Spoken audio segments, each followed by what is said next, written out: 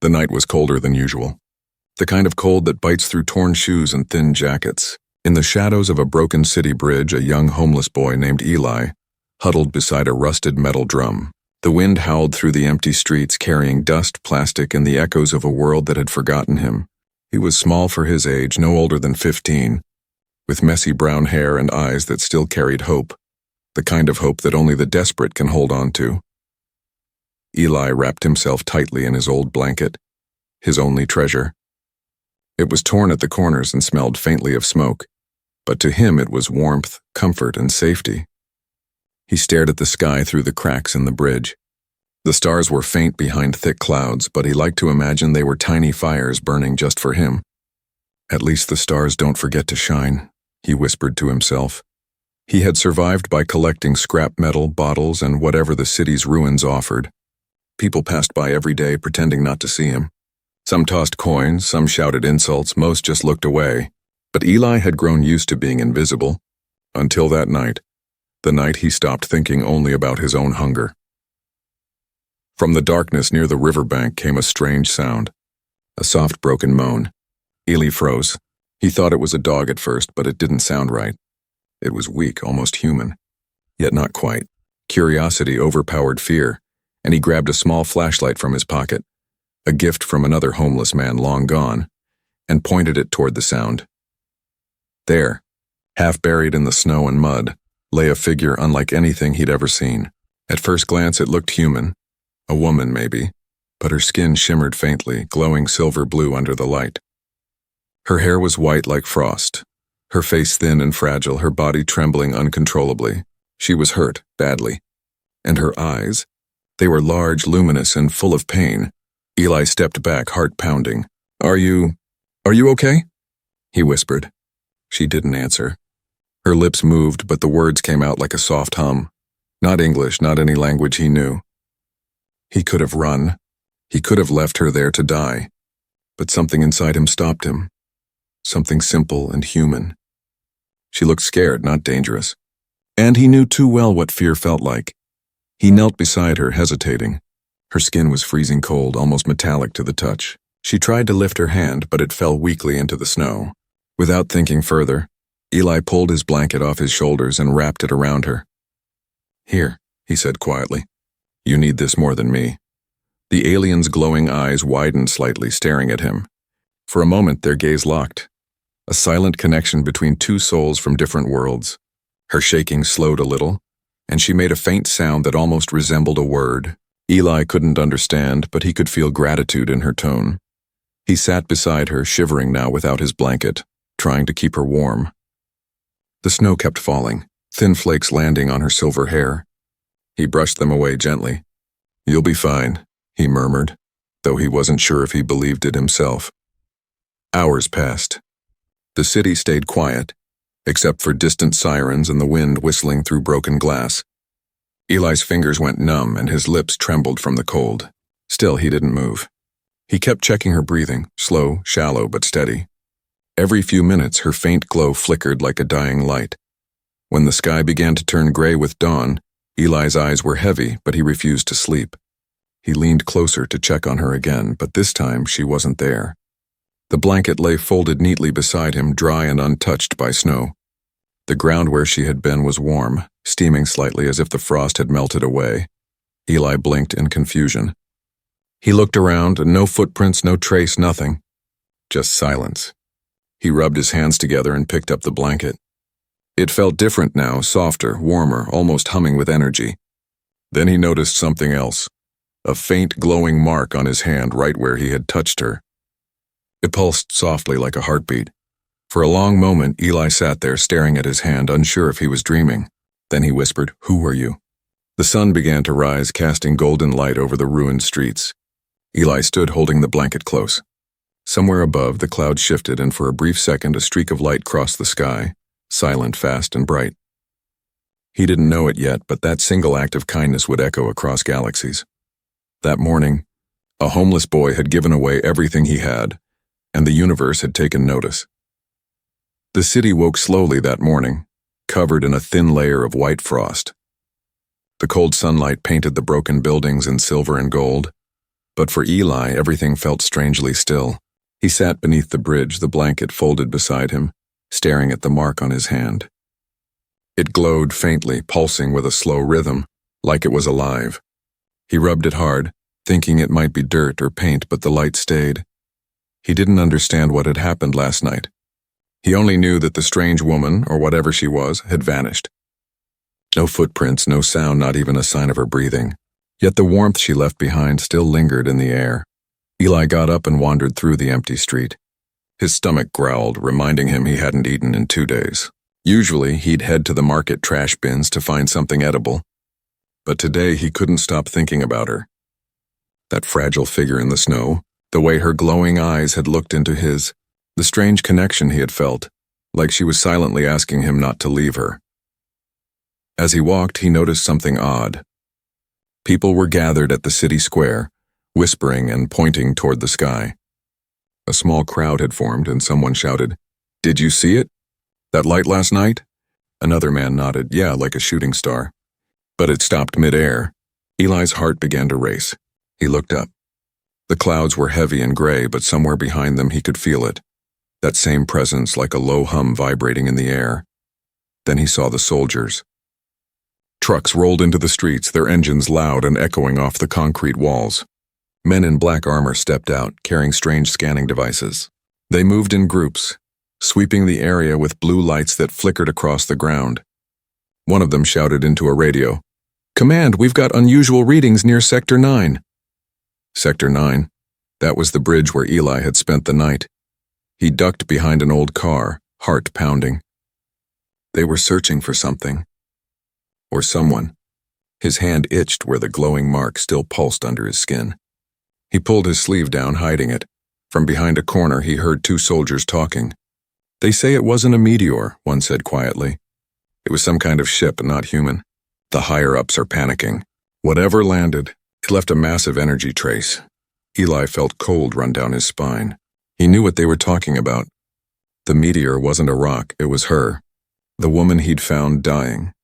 He turned and ran back toward the bridge. Maybe she was still nearby. Maybe she needed help again. When he reached the spot, he found the snow melted into a perfect circle, the ground scorched slightly black. The mark on his hand glowed brighter as he stepped closer. Suddenly, the air above him shimmered. For a second, it looked like heat rising from asphalt. Then it twisted, forming a faint shape like a ripple in space. Eli stumbled back, eyes wide. The shape flickered and vanished, leaving behind only a faint hum in the air. He backed away slowly, clutching his hand. "What's happening to me?" he whispered. By evening, the city felt uneasy. Strange lights appeared in the clouds, silent and steady. The news drones flew overhead, recording everything. On every nearby screen, words flashed. "Unidentified objects sighted over the city. Authorities urge calm." Eli sat under a street lamp, watching the glow in the sky. The blanket, now oddly warm, lay on his lap. He felt something watching him from far away beyond the clouds. Not threatening, not cruel, just aware. Then he heard it, a low, vibrating sound, almost like a whisper inside his head. Not a voice, but a feeling. A message without words. He looked at his hand again. The mark flared once, bright and sharp. And for a heartbeat, Eli saw a vision. A woman's face, silver eyes filled with sorrow and gratitude. The same alien he had saved. She mouthed a single word. He couldn't hear it, but he understood. Soon. Eli gasped and blinked. The vision was gone. The street was quiet again, but he knew something was coming. He could feel it in his bones like the air before a storm. The city lights flickered, and for the first time in his life, Eli wasn't just invisible. He was part of something far greater than himself. That night, as darkness fell once again, he pulled the blanket over his shoulders and whispered, "Whatever's happening, I'm not afraid." Above the clouds, far beyond the human eye, something massive stirred, and its eyes were already fixed on him. The next night fell heavy and silent over the ruined city. The wind carried a strange hum, a vibration that made glass tremble and dogs howl. People leaned from their broken windows, staring at the sky, where faint lights danced between the clouds. Eli sat near his bridge again, hugging his knees. The strange mark on his hand pulsed brighter than before, soft blue light glowing through the dirt on his skin. He couldn't sleep. Something was building in the air, something big. He looked up. For a second, everything went quiet. Then the sky split open. A streak of white fire tore through the clouds, not like lightning, smooth, deliberate, controlled. It stopped in midair, glowing with enormous power. Then another appeared, and another, until dozens of silent lights hovered above the city, forming a perfect circle. People screamed and pointed. Cars stopped in the streets. The soldiers who had been searching during the day now shouted orders, running toward their trucks, radios crackling. Eli stood frozen under the bridge, watching the lights gather. His heart beat fast, every pulse matching the glow on his hand. The air grew warmer, buzzing with invisible energy. Dust floated upward, drawn by unseen force. Then from the largest light a shadow emerged, huge, metallic, and alive. A ship. It descended slowly like a mountain falling from the sky. Its surface shimmered like liquid metal covered in glowing blue veins. The noise was deep but smooth, not like any human engine. It stopped just above the city, blocking the stars. Then the others followed, dozens of smaller ships surrounding the main one like guards around a king. The entire city fell silent. Then, beams of light shot down from the ships. Not weapons, but searchlights scanning the streets. Every beam moved with purpose, almost searching for something specific. One of those lights moved toward Eli's bridge. He stepped back, but the mark on his hand suddenly flared bright, lighting the dark underpass like a lantern. The beam stopped and locked onto him. For a moment, everything froze. Then the beam widened, and a figure descended slowly through it. Tall, armored, and glowing with the same silver-blue color as the woman he had saved, the alien warrior landed on one knee in front of Eli, his armor reflecting the light like glass. Behind him, dozens more descended, forming a silent circle around the boy. Eli's legs trembled. He wanted to run, but his body wouldn't move. The air was thick with power and silence. The alien in front of him lifted his head. Through the helmet's glass, Eli could see two glowing eyes, calm, strong, ancient. The warrior spoke, but the words weren't human. Yet somehow Eli understood them. Not with his ears, but in his mind. He carries the mark. The other soldiers lowered their weapons and fell to one knee. Every single one of them bowed their heads toward Eli. Confused and terrified, Eli looked around. "I don't understand," he said softly. "Why are you doing this? Who are you?" The leader took off his helmet. His face was marked with glowing lines, his features sharp and otherworldly. He looked at Eli with deep respect. "You gave warmth to the dying one," he said slowly, his voice echoing as if from far away. "You saved our queen." Eli's mouth fell open. "Queen?" The warrior nodded. "Her name is Lithara. You found her when she was weak, near death. Your kindness bound her life to yours. She lives because of you." Tears stung Eli's eyes. He had only wanted to help someone dying in the cold. He never thought that small act would bring this. "She's alive?" he asked. The warrior stood tall, alive and watching from above. He turned and looked up at the great ship. "She sent us to find you. You bear the mark of mercy, a sign never given to any being outside our kind." The sky flashed again, and the main ship released a low, haunting sound, like a song made of thunder and wind. All the alien soldiers lifted their weapons toward the sky, glowing symbols appearing on their armor, the same mark as Eli's hand. Eli stared at his palm. It glowed in perfect rhythm with theirs. He realized they weren't just showing him respect. They were honoring him. All around the city, people filmed the event, their faces lit by phone screens in the alien glow. Soldiers lowered their guns, unsure whether to fight or kneel. The news drones captured every second. The boy under the bridge, the one everyone had ignored, now stood as the center of something beyond Earth. The alien leader placed one armored hand on his chest and bowed deeply. "From this moment, human Eli," he said, "you are under our protection. The Queen commands it." Above them, the clouds shifted again, and from the heart of the great ship, a new light began to descend. Brighter, warmer, familiar. Eli's eyes widened as he whispered, "It's her." The Queen was coming. The night sky glowed brighter as the massive ship's lower gate opened like a rising sun. From within that light, a single figure descended, tall, graceful, glowing softly in silver and gold.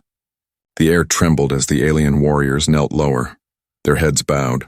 Even the soldiers on the ground froze, lowering their guns in awe. Eli stood still, eyes wide, his breath visible in the cold air. The figure touched the ground gently, as if the earth itself welcomed her return. She was the alien woman, the same one Eli had found dying in the snow. But now she was different. Her skin shimmered like liquid starlight, her white hair flowing like silk, and her eyes, those glowing eyes, were filled with life, wisdom, and quiet sadness. Eli could hardly believe it. "It's you," he whispered.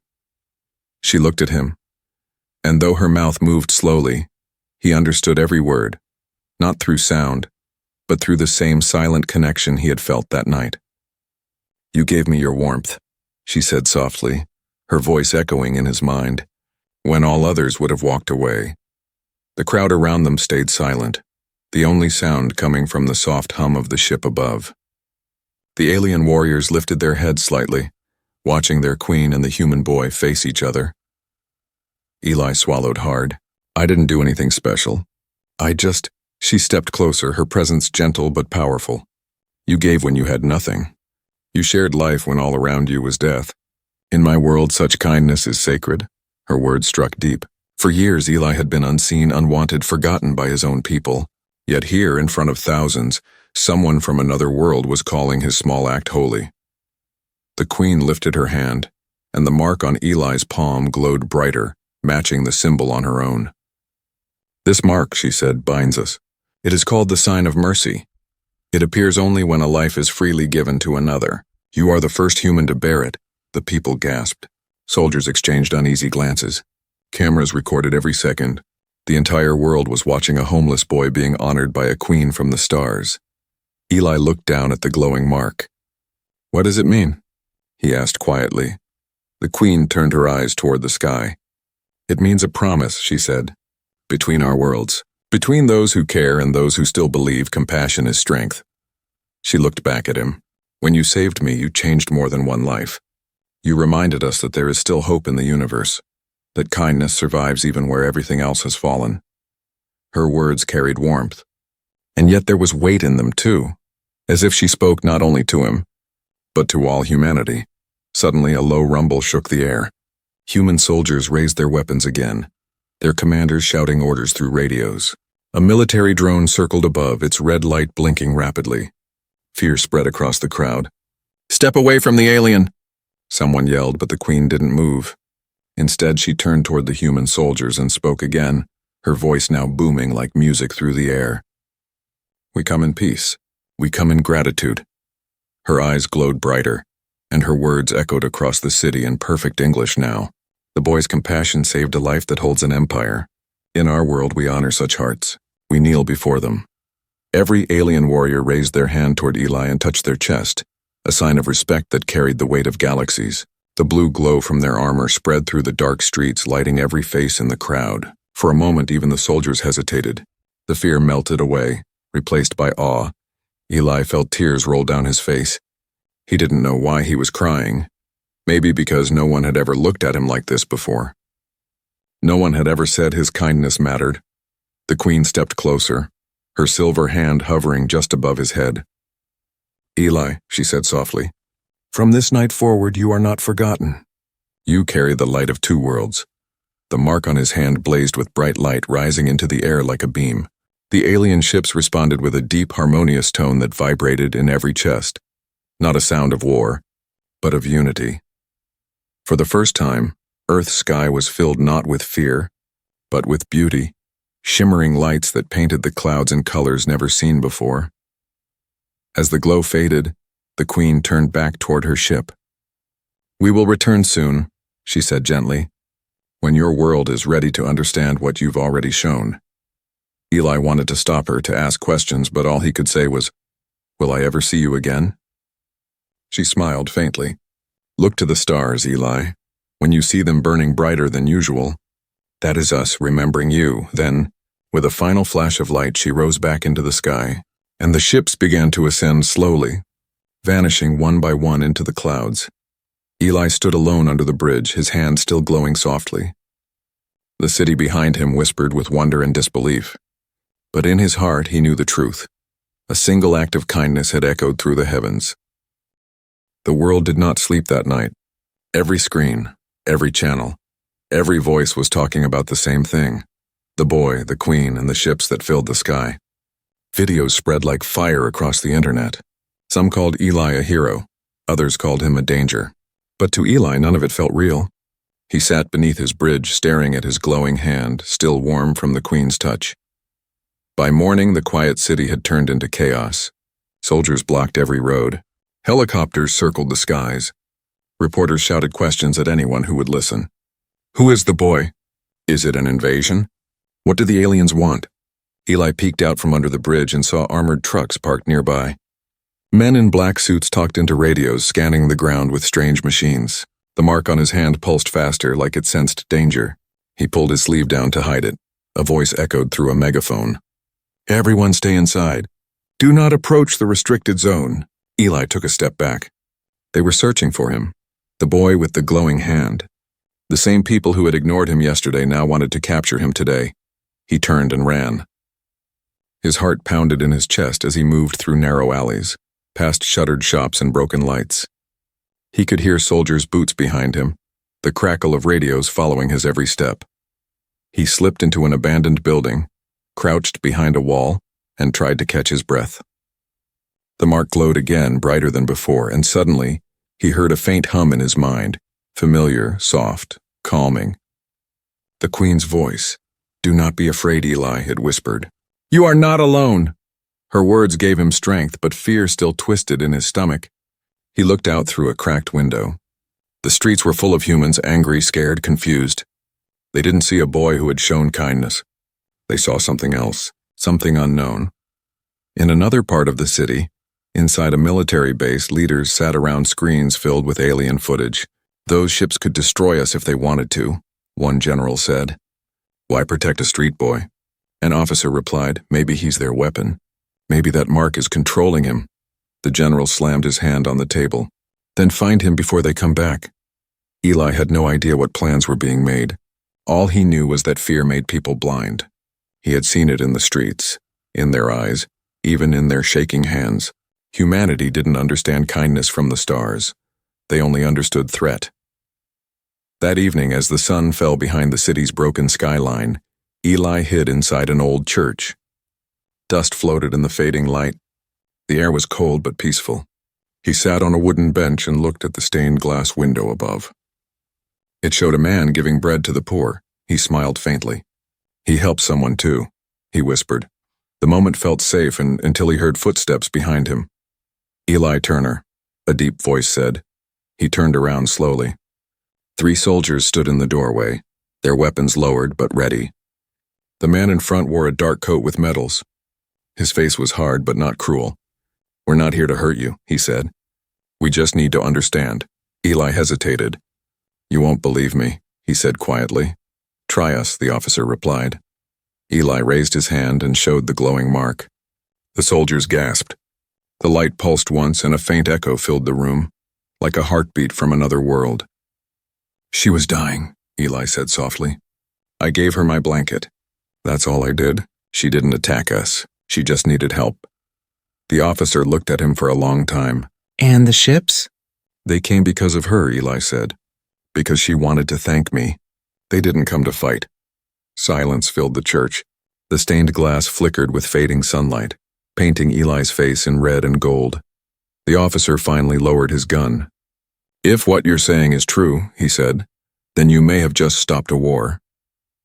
Eli shook his head. No, people's fear will start it. As if to prove his words, a sudden boom shook the ground. The lights in the church flickered. Through the cracked window, Eli saw a flash in the sky, human missiles flying toward the clouds.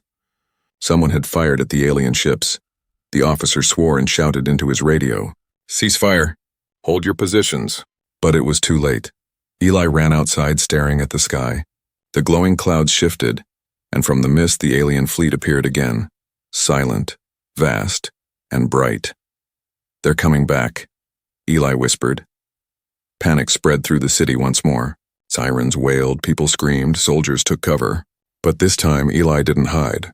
He stood tall in the middle of the street, the mark on his hand shining like a beacon. He lifted it high toward the sky. "Please," he said softly, "don't let them be afraid of us." The clouds above glowed in answer. A single beam of golden light broke through the darkness and fell upon him, calm and gentle. The aliens weren't attacking. They were protecting him again. All around, people watched as the smallest and poorest among them became a symbol of peace. But deep in the shadows, not everyone wanted peace. Some whispered plans of control, power, and fear. The real battle, the one for humanity's heart, was only beginning. The night sky burned again, but this time, not with fear. A soft golden light spread across the clouds, melting away the smoke from the missiles that had failed to reach their mark. The alien ships hovered above the city in perfect silence as if waiting for a signal. People stood in the streets, frozen, watching the heavens open once more. Eli stood in the center of it all, his hand still glowing, his heart pounding. The beam of light that surrounded him was warm, gentle, and alive. It made the air shimmer like sunlight on water. Soldiers, civilians, even the frightened children nearby stopped running and stared. Then, from the largest ship, a single figure began to descend again, graceful, radiant, and calm. The Queen had returned. The alien warriors who stood near the beam fell to one knee as she appeared. Her presence filled the night with quiet power. Her robes flowed like living silver, her eyes glowing like stars reflected on water. But it wasn't her beauty that held everyone still. It was the feeling she carried. A calm, ancient kindness. Eli's eyes filled with tears. He whispered, "You came back." She smiled faintly, her voice echoing in his mind and heart. "I said I would, little one. I came because you are in danger, and because your world still does not understand." The air trembled as she stepped toward him. Around them, soldiers aimed their weapons again, unsure of what to do. But before any order could be shouted, the Queen raised one slender hand. A wave of invisible energy rippled outward, not violent but soft and absolute. The guns lowered gently as if the metal itself had obeyed her command. "You fight what you fear," she said, her voice carrying through the air in perfect English now. "But fear only grows where understanding ends." No one moved. Reporters, soldiers, and scientists alike stood in silence, their faces lit by her silver glow. The city seemed to hold its breath. She turned to Eli. "You gave me warmth when the universe turned its back on me. Now I return that warmth to your people." The mark on Eli's hand blazed and a soft hum filled the air. It spread across the streets, up the buildings, through the sky, a deep, peaceful vibration that made every heart slow down. People felt their panic fade, replaced by something pure and still. Even the officer who had hunted Eli earlier dropped to his knees, whispering, "What is happening?" The Queen's eyes shimmered. "Peace," she said simply. "Real peace. Something your world has long forgotten." Eli stepped closer to her, the light reflecting in his eyes. "They don't mean to be bad," he said quietly. "They're just scared." The Queen knelt before him, her tall figure lowering until she was at eye level with the boy. "Then perhaps they will listen to someone who is not," she said. "Someone whose heart never closed." Her words echoed far beyond the street, through the city, through the broadcast cameras, through every screen in the world. People across the globe watched as an alien queen bowed before a homeless human boy. The world had never seen anything like it. The Queen lifted her gaze toward the sky, and one by one the alien ships changed formation. They spread into a wide circle, creating what looked like a ring of light above the earth. A symbol, a promise. She turned back to Eli. "My people call it the halo of peace," she explained softly. "Where it shines, no weapon can strike, no hatred can take root.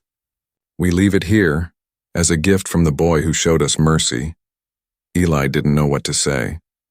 He looked around at the humans watching, their fear melting into awe. "Will you stay?" he asked. The Queen's expression softened. "Not yet," she said. "Your world must first learn what one child already knows, that compassion is not weakness." She reached out and gently touched his shoulder. "But we will always watch the one who remembered kindness." As she rose again, the alien warriors saluted her. Their armor glowed with the same mark as Eli's hand, all pulsing in harmony. The light grew stronger until it painted the night sky in gold and blue. People knelt. Soldiers wept. Even the news anchors forgot to speak. The world, for one breathless moment, was united by wonder. The Queen looked down at Eli one last time. "You have given us a reason to believe in your kind," she said softly. "Now give your world a reason to believe in itself." Then with a final radiant flash, she rose back into the beam of light. The air shimmered and folded around her until she disappeared inside the great ship. One by one, the alien vessels drifted upward, fading into the stars like dying candles. Eli stood beneath the bridge again, the mark on his hand now dim but steady, pulsing like a heartbeat. He smiled faintly and whispered, "Goodbye, my friend." Above him, the golden halo still shone faintly in the night sky, a circle of peace left behind by the ones who came to say thank you. The world had changed forever. The world would never forget that night. For weeks, the news replayed the same image. A small homeless boy standing in golden light while alien ships vanished into the stars. Some called him the chosen one, others called him the miracle boy, but to Eli he was still just Eli, a boy who once had nothing but a torn blanket and a dream that kindness still mattered. In the days that followed, the streets that once ignored him were now full of people searching for him. Soldiers, journalists, scientists, everyone wanted to meet the boy who had spoken with a queen. But Eli avoided the cameras. He stayed near the old bridge, the place where everything began. He sat there quietly, watching the faint golden ring that still shimmered far above the clouds. The halo of peace. He wasn't afraid anymore. The Queen's words still echoed in his heart. "You carry the light of two worlds." One morning, the officer who had once hunted him returned. He found Eli sitting by the frozen river, staring at his reflection. The glowing mark on his hand had faded, but a faint spark still pulsed beneath the skin. The officer knelt beside him. "They've stopped fighting," he said softly. "Countries that hated each other are talking again. The ships in the sky scared everyone, but somehow, you gave them hope." Eli looked up at him and smiled faintly. "I didn't give them anything, she did. I just shared a blanket." The officer chuckled quietly. "Sometimes that's how miracles start." He stood and handed Eli a small bag of food. "You'll never have to live on the streets again. The world wants to thank you." But Eli shook his head. "I don't need thanks. I just want people to remember what she said, that kindness can change everything." The officer looked at him for a long moment, then nodded. "You sound more like a teacher than a boy." Eli smiled. "Maybe I'm just someone who finally learned what being human means." That night, as the city lights flickered below the halo of peace, something extraordinary happened. The mark on Eli's hand began to glow again, brighter than ever before. He felt a warm pulse in his chest, the same gentle hum he had heard the night he saved her. He looked up.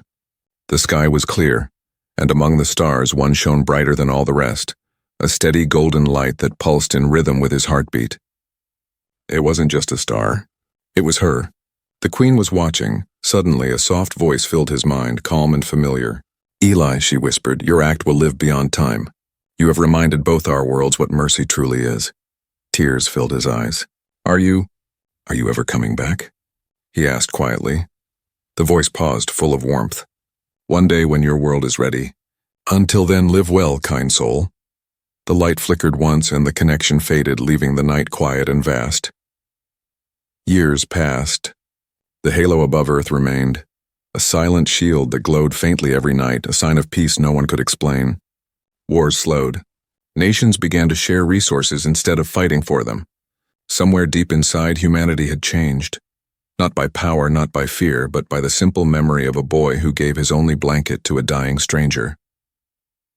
Eli grew older. He never became rich or powerful. He didn't need to.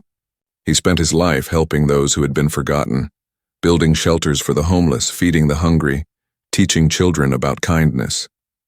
When people asked where he found the strength to keep going, he would smile and say, "Because once, someone from the stars showed me that one kind act can reach farther than any rocket." On his final night, many years later, Eli sat once again by the river where he had first found her. The blanket, now old and worn, rested on his lap. The halo above still glowed faintly through the mist. He looked up at the stars and whispered, "I hope you're still shining." And for one brief, perfect moment, the night sky answered, A golden streak crossed the heavens, slow and graceful like a final promise kept. The halo brightened, bathing the earth in soft light. When people looked up that night, they didn't see war, fear, or darkness. They saw hope. They remembered the story of a homeless boy whose kindness saved a queen, stopped a war, and taught two worlds what it truly meant to be human. And somewhere beyond the stars, a silver voice whispered through the light, "The boy who changed the stars will never be forgotten."